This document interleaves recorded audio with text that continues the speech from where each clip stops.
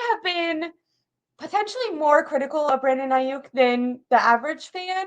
I've I've wondered, like, okay, is it worth giving him the bigger contract? Not that he's not worth it, but just they are paying Debo, and I feel like he's maybe their best true wide receiver, and I think he's the most consistent weapon on the team, but I hadn't seen him, like, take over a game in the same way that we've seen Debo be able to do in the past or George Kittle be able to do in the past. And, for some reason, this game, I felt like he completely showed that, and I feel like he showed that all year. Maybe I'm just more waking up to it, but I was extremely impressed with Brandon Aiyuk, and I do think it has something to do with, like, this game being like, he does this, like, this is not unique. Like, he is constantly making these big plays and taking advantage of the very limited opportunities he's given. And I think maybe this, I don't know if there was something unique about this game or I just am finally realizing it.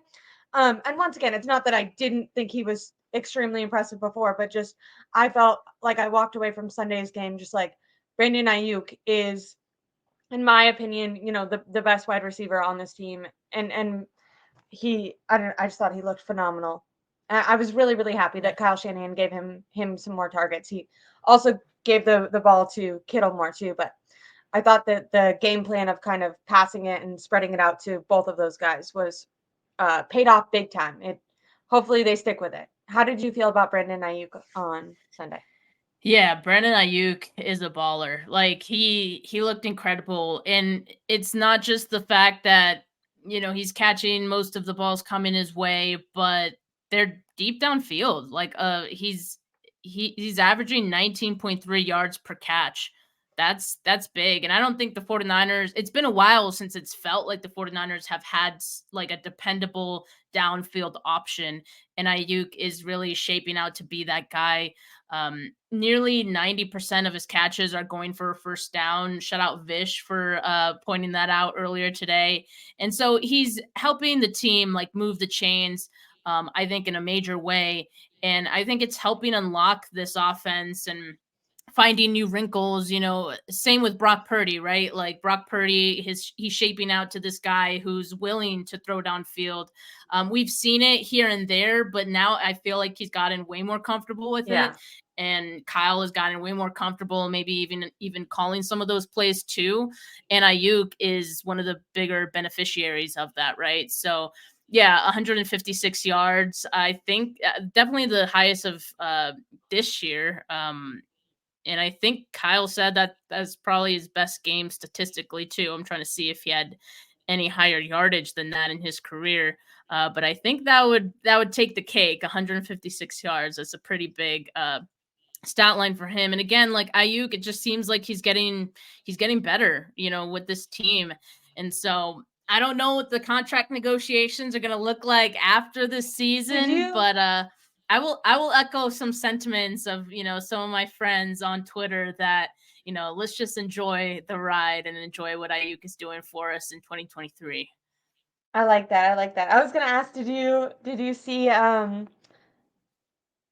I forget. Oh, it was George Odom first who Oh after yeah, he called Brandon Ayuk a $20 million player, and then as he was walking yeah. off, Trent Williams was coming in and said $25 million player. It's like, I was shh, like, keep it down, guys. Come I like on. it. I like it. Let I like that like everyone in the locker room knows. I think stuff like that yeah.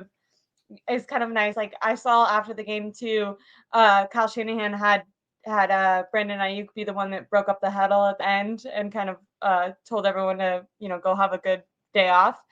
And when I don't know if I read too much into these, probably, but I saw the way that Kyle looked at Brandon Ayuk, and he looked like he was so proud of him. And I just like I I'm love their sure. story Yeah. of doghouse to like this guy that he can rely on that's come Doghouse so to far. top dog. Yeah. um, Yeah. I thought this would be interesting. If you had to rank the 49ers offensive weapons, how would it go for the top guys? Do you have a good, is that fair for me to ask you? Um, I would do McCaffrey first, right? Yeah. Like that's that's an easy one. But from there, like it's interesting because like I feel like each of them have very different roles, kind of, Yeah. And it and depends on the so game which one they take over. yeah, Like, I feel like right now we're like, Ayuk's doing great, but, like, there's yeah. been so many games where we're like, not even like Debo's the best guy on the team, but we're like, Debo's the best guy in the league. Well, So, if you ask me just receivers, right? So I'm gonna go Ayuk, Debo. mhm. And I see a lot of people in the comments, shout out them, who are putting some of their responses of what the order they'd put it. So CMC is first, and that's the Yeah, consensus. And then Ayuk, and then Kittle Me This, someone whose username is called Kittle Me This, it then has Kittle over Debo. Yeah, I mean, I think yeah. I'd go with that too. But what's tough for me is that Debo, he's it's not even about like the I don't know, he's a tough one cuz like I've mentioned it so many times. He has a skill set and just an energy that he brings that can We talked completely about his flip the emotion. momentum. Yeah, Yeah. it's so like mostly it's emotion, it's effort for Debo.